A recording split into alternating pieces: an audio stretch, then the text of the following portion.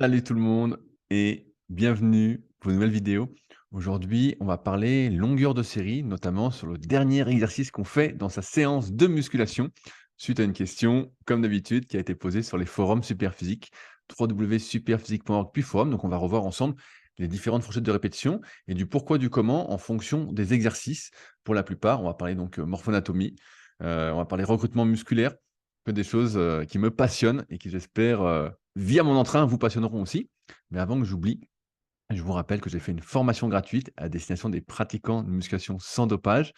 C'est le premier lien dans la description. Donc, c'est à partir, malheureusement ou heureusement pour vous, je ne sais pas, des erreurs que j'ai faites qui m'ont coûté beaucoup de temps, qui m'ont coûté des blessures. Heu, Pourvu que mes erreurs puissent vous servir, j'ai envie de dire. J'y aurais pas été sensible à mes débuts, ni après quelques années. Il m'a fallu beaucoup, beaucoup de temps pour comprendre tout ça. En tout cas, j'ai à cœur que ça vous aide, donc ça a été écrit vraiment en ce sens, pour vous aider, vous fournir des pistes de réflexion à partir de mon expérience. Donc si ça vous intéresse, c'est en lien dans la description. Il y a rien à acheter, c'est gratuit. Si jamais vous avez un petit bug d'email, parce que des fois, il y en a qui me disent qu'ils n'arrivent pas à la recevoir, mettez un autre email. Je sais pas pourquoi des fois ça déconne. C'est pas, je peux pas faire grand chose là-dessus, mais voilà, mettez un autre email et si ça marche vraiment, vraiment, vraiment pas, même si je suis pas dans les spams, vérifiez aussi, et ben vous me le dites et j'essaierai de faire au mieux pour essayer de vous l'envoyer, sachant que c'est de longs emails, c'est vraiment pour ceux qui sont motivés. Si vous préférez, des trucs, qui se lisent en 2 minutes, c'est pas pour vous. C'est pas pour vous, mais à mon avis, vous regardez pas mes vidéos qui durent souvent 15, 20, 25 minutes, voire les podcasts plus d'1 heure. Allez, on attaque le sujet du jour. Alors, je vais partager mon écran comme d'habitude pour vous lire la question. Alors, on est sur les forums Superphysique. Oups, j'ai un peu trop grandi. Voilà. Une question de Wagner. Alors, bonjour à tous. J'aimerais juste avoir votre avis. Est-ce que je peux, lors de mon dernier exercice, faire un exercice plus pour la congestion avec moins de charge? Exemple, développé couché, développé incliné, et aux écartés couchés, plus pour la congestion. Est-ce que cela se fait? Vu qu'avec les deux premiers, je progresse, je voulais prendre moins lourd sur le dernier exercice et faire plus de répétitions. Est-ce que cela peut se faire à votre avis?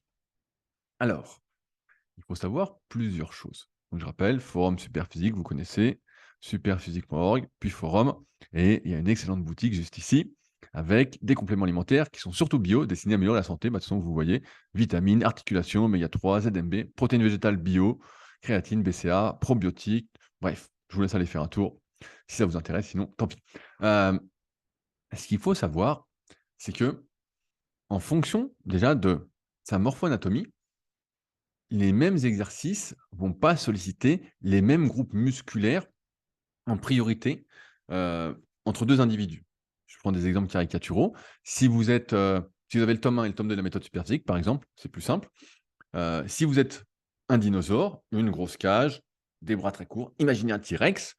Quand je fais développé couché, il y a de fortes probabilités que mes pectoraux soient le muscle, le groupe musculaire qui travaille le plus. Bien sûr, les épaules, les triceps vont travailler aussi, le deltoïde antérieur notamment, mais les pectoraux vont faire la majeure partie du travail. À l'inverse, si vous êtes une sauterelle, c'est-à-dire plus comme moi, pas très large d'épaule, la cage plutôt plate, donc j'ai du bol, moi c'est pas ça, mais la cage vraiment plate et des bras très très longs en comparaison, donc une envergure qui fait peut-être 10 centimètres de plus que votre taille. Quand vous allez faire du développé couché en allant jusqu'à toucher les pectoraux, vous allez avoir les coudes derrière les oreilles, voilà, et ça va pas vraiment vous faire les pectoraux. Il y a de fortes probabilités que ça vous surétire. Moi, j'appelle ça le surétirement. Il faut avoir une extrême mobilité, une extrême souplesse pour y arriver. Et le poids va faire que vous allez y arriver. Peut-être que vous y arrivez parce que vous êtes déjà souple, mais ça va surtout vous faire, dans la plupart des cas, le deltoïde antérieur, les triceps et beaucoup moins les pectoraux. D'autant plus que ce surplus d'amplitude va limiter, entre guillemets, votre progression. Et oui, ça ne prête encore une fois qu'aux riches. Quand on est grand et long, on n'est pas trop fait normalement pour la muscu. Et donc, il faut forcer sa nature pour arriver à se transformer. Bref, à partir de là, de ce recrutement musculaire, on peut, en fonction de sa morphoanatomie, déjà déterminer que lorsque je vais faire un exercice, donc, je ne fais pas les mêmes groupes musculaires. On sait aussi que, en fonction du nombre de répétitions que je fais, ça va changer cette proportion de travail entre les différents muscles qui participent. Je reprends notre exemple. Celui qui a les longs bras, la sauterelle, plus il va faire des longues séries, et il y a des fortes probabilités, je pense que personne ne me contredira, que ça lui fasse les triceps. Voilà, s'il fait des séries de 15 ou 20, c'est les triceps qui vont être le facteur limitant. Par contre, si je suis très court, j'ai une grosse cage, donc le petit T-rex, bah, je peux faire, on voit que ça fait toujours les pecs. Alors les triceps vont peut-être limiter l'exercice à la fin, mais les pecs, les pecs, les pecs, ça va vraiment être les pecs. Voilà, donc il y a déjà ce truc-là. Aussi, il faut savoir que Mike Menzer et Serge Nubret via leur confrontation de styles d'entraînement dans les années, 80, c'était les années 80. C'était bien expliqué dans les guides pratiques du bodybuilding de Jean Texier. Heu, Ils ont bien compris quelque chose, les anciens, leur expérience a été bien transmise, du moins j'espère, c'est que tous les exercices qui vont étirer énormément, donc là on prend le développé couché par exemple, mais là il nous parle d'écarté couché, mais ça peut être, du curl incliné pour les biceps, ça peut être du pullover, que ce soit pour les pecs ou pour le dos, en fonction de ce que ça vous fait en priorité. Les extensions nuque, le magic triceps pour faire les triceps, le soulevé de terre jambes tendues. Bref, tous ces exercices qui vont vous étirer, par exemple le squat, moi ça m'étire énormément. Encore une histoire de morphoanatomie, certains, ils ont l'impression de rien faire. L'exercice qui étire, on a pu remarquer grâce à ce débat dans les années 80 que lorsqu'on mettait lourd sur l'exercice qui étire, c'était entre guillemets ce qui était le plus dangereux, ce qui favorisait le plus la blessure. Malheureusement, c'est aussi ce qui génère le plus de muscles parce que qui dit étirement avec des poids génère plus de micro-traumatismes et par là même donc plus de progression musculaire, un meilleur renforcement, même si la surcompensation, le modèle de surcompensation est parfois remis en cause et parfois à débat. Il n'empêche que si vous faites du curl incliné, vous voyez bien que c'est plus efficace que, de faire du curl debout avec une barre. Vous voyez bien que vous allez plus prendre ou extension de nuque. Il n'y a pas photo, il n'y a pas comparaison par rapport à des extensions de triceps à la poulie.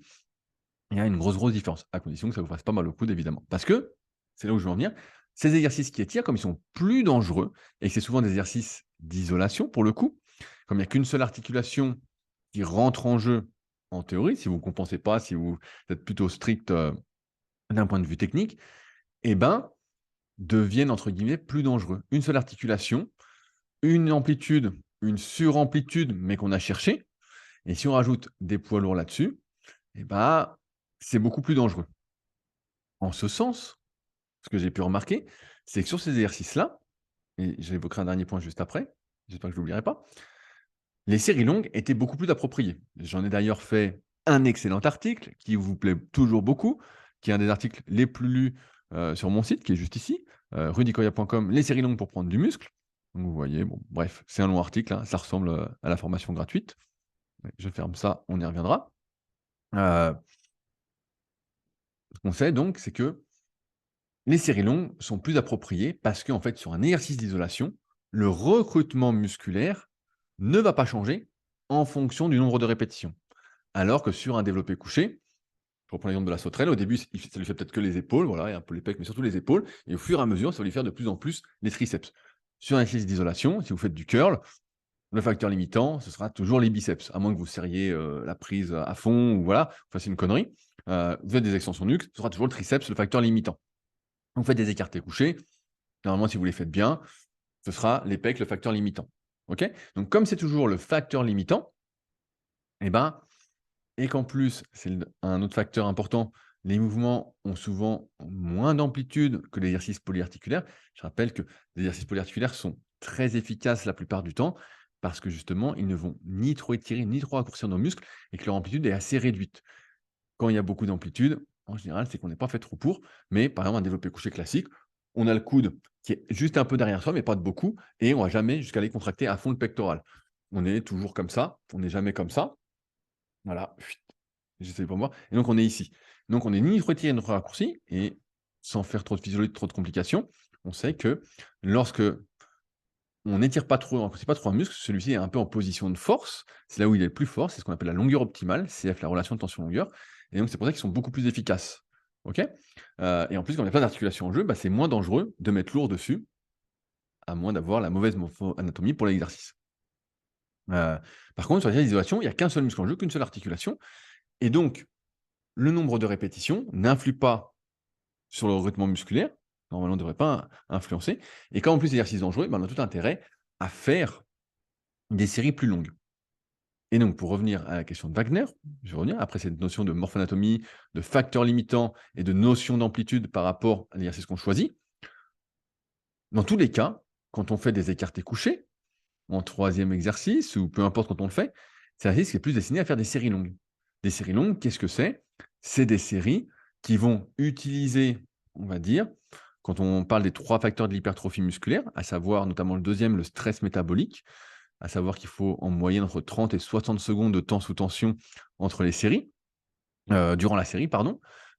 Et si on compte 3 secondes par répétition en étant sympa, sachant que souvent c'est un peu moins, parce qu'on est explosif et qu'on s'entraîne souvent par rapport à son caractère. On essaye d'exploser toujours en utilisant ses muscles, hein. Le but, c'est pas de servir de l'élan pour faire tout le mouvement, du moins en musculation pour prendre du muscle, sinon ça peut se discuter. En musculation sportive, ça se discute, bien plus que ça. Et ben, si je fais une série qui fait entre 12 et 20 répétitions sur un curl incliné, sur des écartés couchés, heu, il n'empêche que je suis toujours dans ces 60 secondes, dans cette moyenne. OK? Pour moi, c'est ça une série longue de base. Par contre, sur comme le développé couché, le développé incliné, on reprend l'exemple de Wagner, bah là, j'ai pu remarquer justement qu'en fonction de son recrutement musculaire qu'on voulait pas qu'il se modifie, je me souviens d'un gars dans les mondes du muscle qui s'appelait, Blas Higueras. Peut-être ça vous parlera, peut-être ça vous parlera pas. C'est sans doute ce 2e cas. C'est un gars qui lui justement expliquait que passer les 8-10 répétitions sur l'exercice de tirage et de développé, bah, il sentait que le travail musculaire se transférait. Il disait: «Voilà, moi quand je fais développé couché, dès que je dépasse les 10 répétitions, je sens que c'est plus les triceps que les pecs». Or nous, quand on fait un exercice, quand on notamment pour prendre du muscle, on veut que l'exercice qu'on choisisse, c'est pour ça que dans la précédente vidéo où les Américains disaient: «La sélection d'exercices, c'est le 4e facteur nanana», je suis pas tout à fait d'accord parce que si on prend un exercice qui ne sollicite pas le muscle qu'on veut développer, ben, on a beau progresser dessus, on va prendre d'ailleurs. On va prendre d'ailleurs. Donc c'est pour ça que c'est hyper, hyper, hyper important le choix d'exercice par rapport à ses capacités de mouvement, par rapport à sa morphoanatomie, pour essayer le bon muscle. Donc Bassigaras, il disait ça et pareil sur les tractions, je me souviens, il disait, je crois, il disait même passer 8 répétitions, ça lui faisait plus les bras et les avant-bras que les dorsaux, que le grand dorsal et donc il passait jamais au-dessus. Par contre, sur l'exercice d'isolation, bah, il expliquait aussi qu'il faisait des séries beaucoup plus longues, parce que c'était intéressant. Encore une fois, les conseils que je viens de vous partager, ça s'applique pour les personnes qui sont semi-débutantes, donc qui ont fait de la muscu, qui arrêtent, qui reprennent régulièrement, voilà, qui sont jamais vraiment, très régulières ou les pratiquants intermédiaires, voilà, qui ont un niveau à peu près niveau silver ou, qui ont un niveau, voilà, intermédiaire selon le tableau «Êtes-vous fort?» du site Superphysique. Je peux pas le vous remontrer, on en a parlé dans la précédente vidéo. Maintenant, vous le connaissez et donc par contre, là où je veux en venir, c'est que plus votre niveau est important et moins ces normes ont de sens.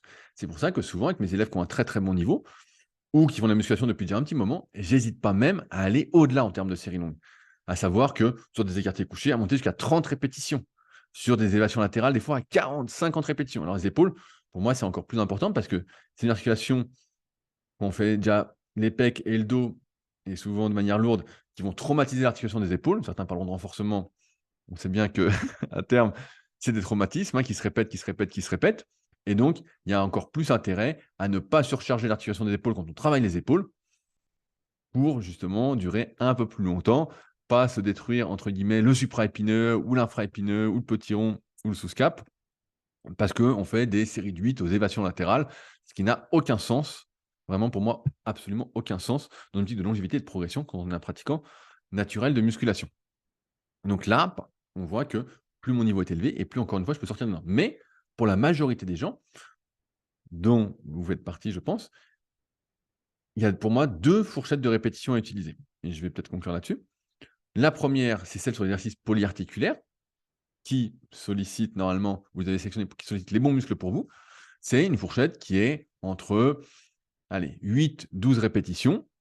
Certains vont aller jusqu'à 6, des fois je suis allé jusqu'à 6, mais parce qu'on sort encore une fois du spectre, de la moyenne, mais pourquoi pas, ça se fait. Donc 6-12 répétitions, voilà, pour aller jusque-là et aller sur tout ce qui est exercice d'isolation, plus sur 12-20 répétitions, parce que l'amplitude est plus courte et donc les répétitions durent peut-être que 2 secondes ou 3 secondes, si on reprend l'exemple et parce que je suis vraiment sur le muscle que je veux solliciter et donc je vais être sur le 2e spectre et donc on pourrait dire dans un sens que des exercices de développé, et là pour Wagner, sont plus sur le côté, tension mécanique, l'accentuation de la progression, sur les poids qu'on utilise, qui est le premier facteur entre guillemets «de l'hypertrophie» et de l'autre côté, on est plus sur le versant stress métabolique, c'est 30 à 60 secondes le 2e facteur mais qui est corrélé, où on va chercher par contre plus à ajouter des répétitions plutôt que de monter les poids, pour essayer d'avoir une séance la plus complète possible et donc progresser, le plus le plus qu'on peut, pour avoir des résultats à la hauteur de ses efforts.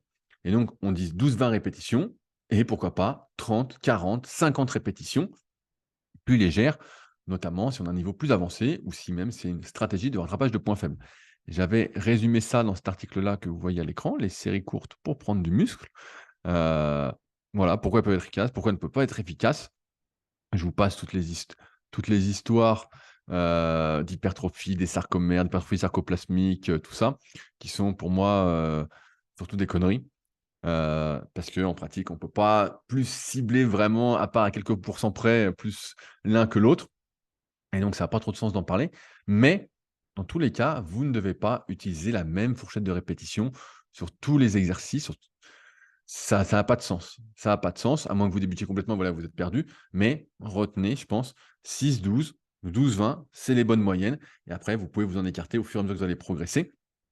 Mais c'est des choses qui ont fait leurs preuves et qui donc vont vraiment vous aider. Mais surtout, surtout, ne faites pas des écartés couchés en 5 x 5 en force, des élévations latérales en force, ça n'a aucun sens, ou des exercices qui étirent avec des poids lourds en série très courte. Faire par exemple du 5 x 5 au curl incliné, banc à 15 degrés, donc les bras très en arrière.